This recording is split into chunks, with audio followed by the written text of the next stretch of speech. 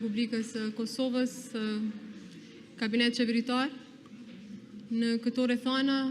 pra për shkak të mungesës së opozitës, dhe gjithnjë duke u përpjekur që t'i kemi ata në seancën për zgjedhjen e presidentit të Republikës së Kosovës, edhe për shkak të obligimeve kushtetuese, por edhe për shkak të interesit publik, unë po ju njoftoj që kjo seancë vazhdon sot në orën 19. Edhe një herë,